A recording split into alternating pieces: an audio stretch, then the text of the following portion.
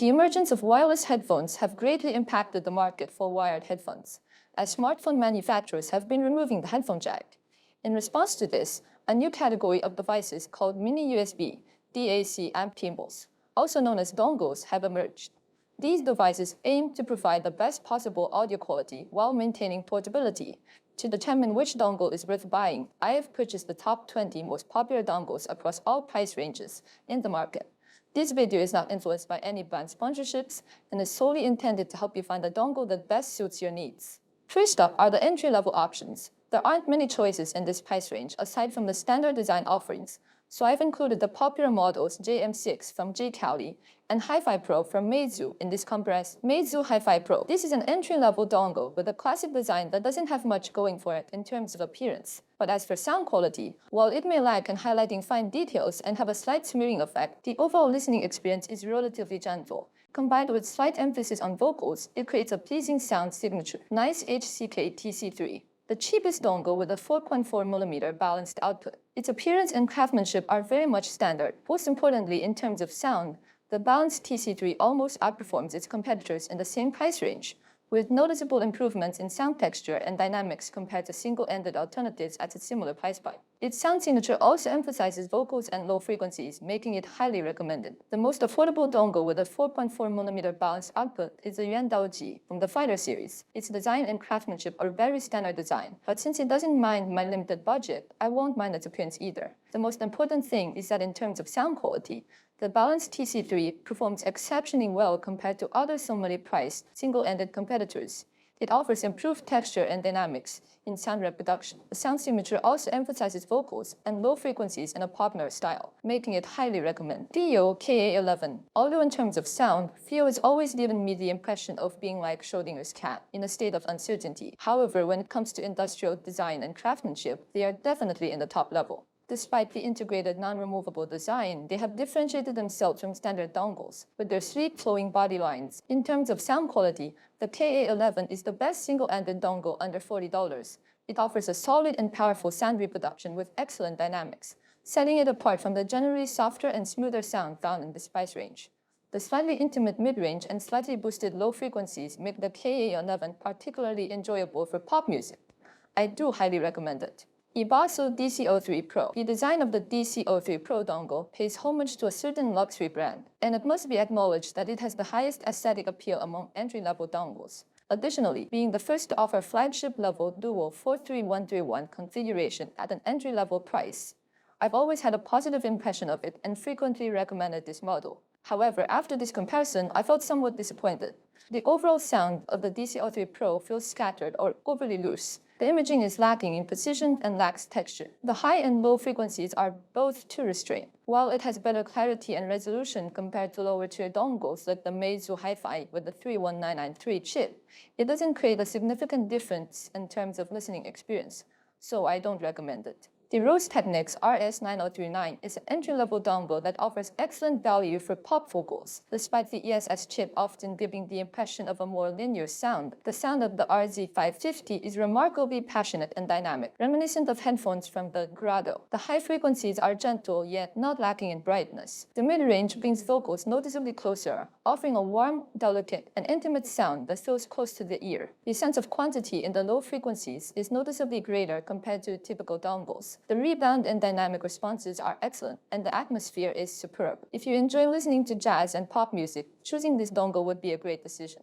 Next, we have the highly competitive $80 price range, where not only traditional player manufacturers, but also headphone manufacturers are vying for a share of the market. The first is TANCHJIM Space. To be honest, when it came out, I was quite skeptical about these cross-category products. However, listening to it exceeded my expectations by far. It was truly astonishing. The three frequencies are distinct.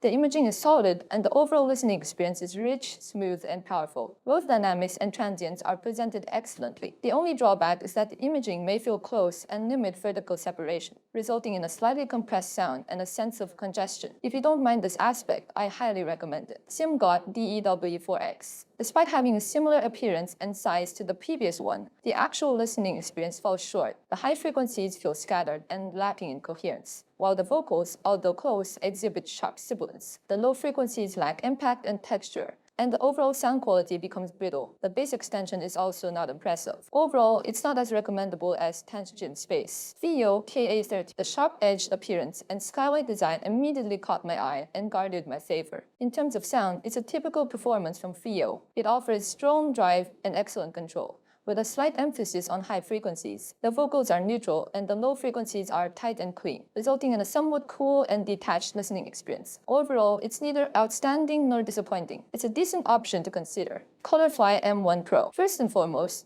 I have to criticize the bulky weight and stiff connecting cables, as well as the rough craftsmanship and lackluster attention to detail. But now, back to the sound. The M1pro offers an intriguing sound.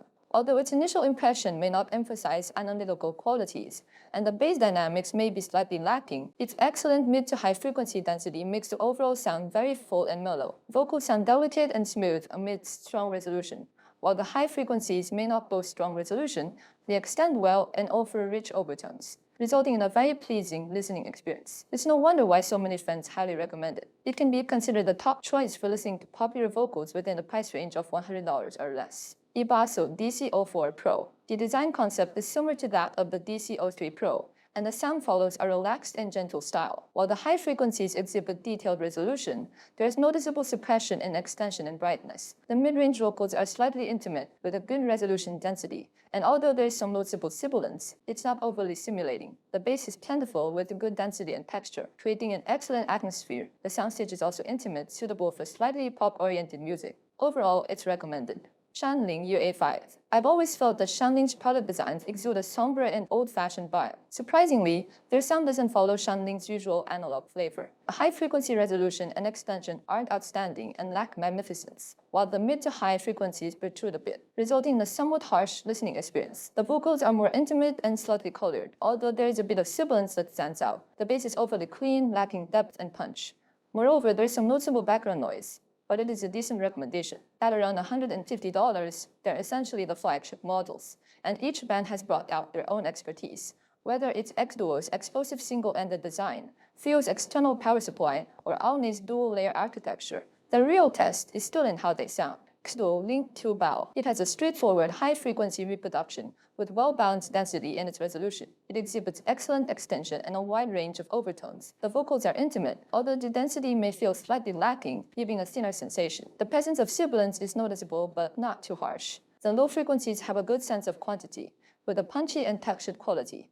The response is clean and precise, providing an overall enthusiastic and enjoyable listening experience. However, it's worth noting that there have been some minor issues with the build quality, such as poor connections and occasional crackling sounds. It might just come down to luck in that regard. Additionally, there is a slight presence of background noise. From a purely sound perspective, I would still recommend it. Moondriver 2Ti. The minimalist streamlined design with a full metal polished surface elevates the appearance to full marks. In terms of sound, it's not as heavily biased towards instrumental music as the first generation. The slight reduction in high-frequency brightness and emphasis on smoothness enhance the overall listening experience, making it more pleasant and refined. The mid-range vocals are intimate, with a good density and delicate precision. There is a touch of elegance in the mid-high frequencies, and although there may be a slight presence of sibilance, it is well controlled. Female vocals benefit from this presentation. However, the low frequencies lack a sense of quantity, and the extension and impact are average, resulting in a diminished presence in the lower end of the sound spectrum and a less pronounced atmospheric feel. It is a suitable choice for those who enjoy Japanese female vocals and music with smaller arrangements. Colorfly M2. Due to the excellent impression left by the M1 and M1pro, my expectations for the M2 were actually quite high. However, listening to it left me a little bit disappointed. Firstly, the resolution is average, with the details appearing somewhat blurry. Secondly, the density of the mid to low frequencies is rather poor, resulting in a soft sound, lacking in texture and dynamics. It's like covered in a layer of silk, lacking in dynamic range, and the speed of sound also feels sluggish, giving it a greasy feeling. Although the high-frequency sound is excellent, with outstanding resolution and extension, prominent linearity and rich overtones, similar to the W4, overall, the drawbacks outweigh the advantages, so I wouldn't highly recommend it. Aune Yuki. To be honest, I really don't appreciate the so-called blue and white porcelain color scheme at all, and my impression was already plummeting before I even started listening. However, I was pleasantly surprised by the sound quality. The slightly subdued brightness in the high frequencies, coupled with excellent density, creates a very smooth and delicate listening experience. The mid-range vocals are clear and intimate, with a focus on lushness rather than analytical precision. The mid to high-frequency female vocals sound gorgeous, although there's a slightly noticeable sibilance. The bass is solid and powerful, with a quick rebound, providing a warm and clean foundation for the sound. Overall, it's somewhat reminiscent of the Moondriver 2 Ti, but leaning towards the mid to lower spectrum. It's perfect for Chinese pop vocals and jazz music. I might have recommended it even more highly without the appearance. FiiO KA17, the most popular dongle recently, boasting a powerful output power of 650 milliwatts that crushes the competition. The KA17 even boldly claims to be the mini desktop headphone, right on the packaging page. Upon listening, it's evident that the claims aren't exaggerated. The high-frequency resolution is exceptional, with clear and detailed rendering of string instruments, along with rich and beautiful overtones. The mid-range vocals are incredibly intimate, with a good density and no thinness, making them very captivating. However, there's a slight sense of compression, which reduces the depth of the soundstage, and the sibilance is a bit too pronounced. The bass is powerful and impactful, with deep extension and rapid rebound. If I were to blind test it, I would never have guessed it was the sound produced by a dongle. When connected to an external power supply, the sound imaging becomes more coherent and dynamics are slightly enhanced, but the background noise also becomes more noticeable. At the moment, this device is close to the pinnacle of what a dongle can achieve. If your budget is enough, it's worth buying. We reached the pinnacle of dongle pricing. Ever since the Luxury and Precision WTO introduced the super flagship category of dongles at this luxurious price point, more manufacturers have attempted to raise their pricing. However, constrained by personal finances, I've only purchased the 3 most popular and best-selling models for evaluation and comparison. First and foremost is undoubtedly the king of in-house development, the Luxury and Precision W4. Although its design may pay homage to certain models from iRiver, the overall design and aesthetic appeal are undoubtedly top-notch. The tactile feel of the dial is also beyond comparison, surpassing even that of the DCE. The sound overall is relaxed, yet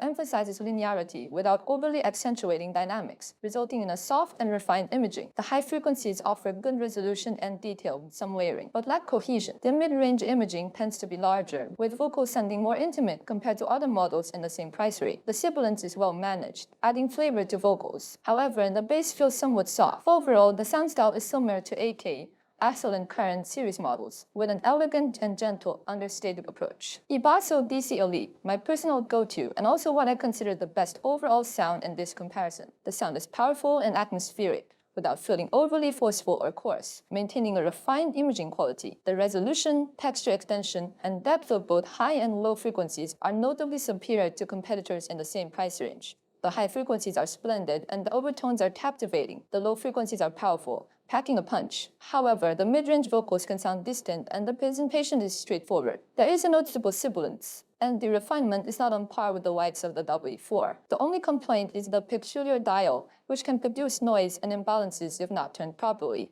While the benefit is that it doesn't compress dynamics, the overall experience of adjusting the volume is poor. Additionally, one should consider whether they can tolerate the size and weight, as it is even heavier than the combined weight of the W4 and MDA3. SOUNDAWARE MDA3, introduced to high demand from users, is a model that was added temporarily. However, due to certain historical reasons and personal bias, my overall impression of this brand is not particularly positive. Surprisingly, after testing the MDA3 this time, my opinion of it has decreased even further. The high-frequency instrument imaging is very close and intimate, but the extension is poor, and there's a sense of restraint in the ultra-high frequency range, as if it can't reach higher. There is also notable loss of overtones details. The mid-range vocals have good resolution and density, but the sibilance is truly exaggerated and overly accurate. The low-frequency resolution and separation are noticeably inferior compared to the other 2 models. And the extension is also lacking. It tends to get muddled when there's a lot of low-frequency content. The only advantage is the relatively spacious soundstage, but in other aspects, its performance may not even match that of the KA17 in D mode, let alone high-end desktop setups in the $1,000 range. Not highly recommended. After listening to my detailed analysis, I believe you may have an idea of which dongle might suit yourself best. Here's my personal subjective impression for your reference. Overall, with the presence of upstream solution manufacturers, entering the dongle market isn't very difficult. Indeed, in such a crowded market, it's important to stand out and differentiate oneself. To achieve that, manufacturers need unique technologies and highlights. As more headphone manufacturers enter the battlefield, competition becomes increasingly intense. I sincerely hope to see more outstanding products emerge, bringing music enthusiasts even more wonderful audio experiences.